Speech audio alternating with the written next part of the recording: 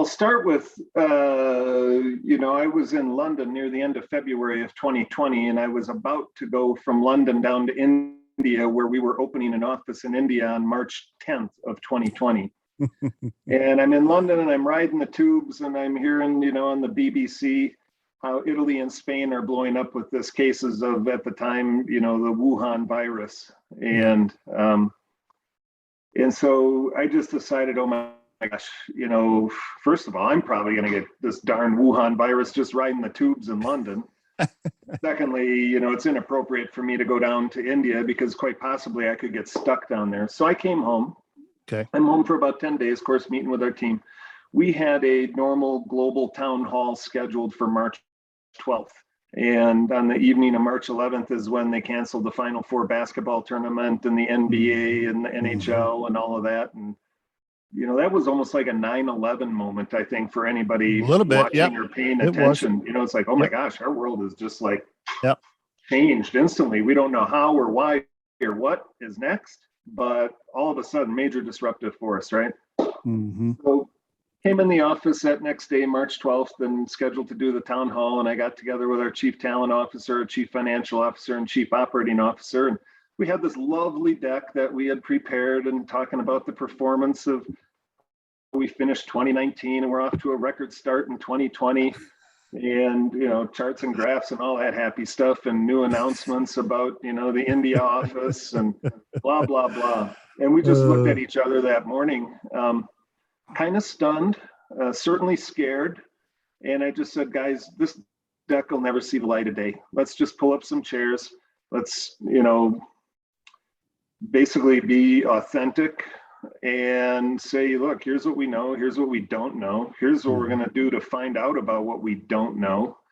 And we're human and we're scared too, but we're all in this together. And there's no benefit for us to conceal any information from any of you. Yep. We'll find a way. We'll find a way to get through this as unscathed as possible. So then the real hard work began because, it's all about people and you don't want to, just have a bloody day or a string of bloody days, right? So we began by kind of scenario planning, modeling out different scenarios. We knew business from North America to South America or Asia or vice versa or Europe. We knew that was going to get hammered. Okay. For how long?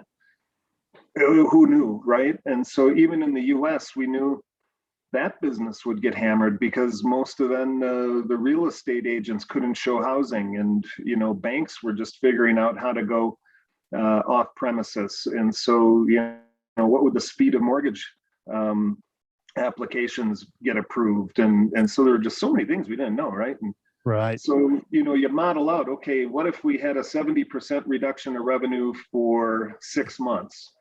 What if we had a 50% reduction for 6 months? And we really only took it in that first 6 months increment and said, what can we do to get us to October 1st? Your CFO, he or she, they loved running those reports. Well, some of them are downright scary, right? Yeah, that's what I mean. Yeah, that's what I mean. Yeah. And so then, it's kind of like throwing a dart at the board. And we said, basically, we planned about a 70% drop for 90 days, coming back to a 50% drop after 90 days. And then in the fourth quarter of 2020 being like a 25-30% drop. So we saw a bottom and a slow comeback. That was probably a pretty good guess. I'm going to guess that was a pretty good guess. It actually worked out pretty well.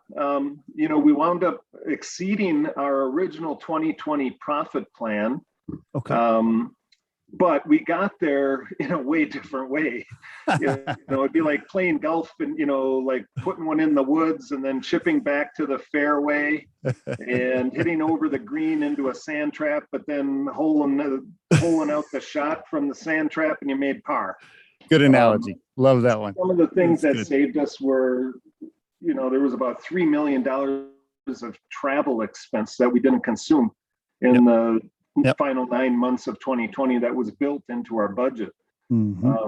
So the reason we beat our plan, we organized ourselves to execute the business we had coming in as efficiently as possible. Everybody took pay cuts. We had about a 10% reduction in force early on. Okay.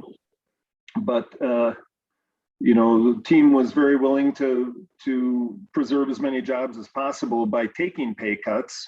Okay. And so by the time we concluded 2020, we were amazed and relieved that, wow, crap, great job. Great job. we actually outperformed our original plan. And another part that helped us was we actually had our best year of new business development in our history. And that's nothing we could have totally anticipated at the start, but it was a function of just the want to in our business development leadership team and the individuals out there trying to attract clients. And the want to was this: the events of COVID and people being stranded in certain locations and the impairment of certain services to be able to be performed, like the real estate listing agent, or maybe somebody getting an area tour in a given country or a given city, some of that stuff was viewed non-essential. Mm-hmm. In most instances, moving was viewed an essential service. So the moving side of the equation could go. I see. But not necessarily, getting an area orientation or doing a language training or doing a cross-cultural training was viewed essential. So long story short, our business development people said, you know what, if there are flaws in our competitors' performance, they're going to be magnified. So we have to figure out this tool called Zoom and find ways to get customers' attention. And so rather than trying to book like half-hour or 1-hour meetings that you might want to do on an in-person basis, they would just try to set up a 10-minute or a 15-minute check-in and kind of like a quick cup of coffee. How you doing? What's going on with your family? Any challenges you're having at work that we can assist you with? And other than that, all right, we'll see you in another month or so. We wound up having over 800 virtual sales meetings from April 1st to December of 2020. And normally we would have had about 400 in-persons. How about that? Now that's got to change some of your behaviors moving forward, right? Wouldn't you? I mean, I'm assuming you're looking at what used to be your travel budget, and now you're like, well, wait a minute, hold on. If we can close that many sales using Zoom, we don't necessarily have to have the same airline expense this next year, right? I'm guessing. That's presumed, but then what's the ratio of them? And that's all going to be discoverable. So okay.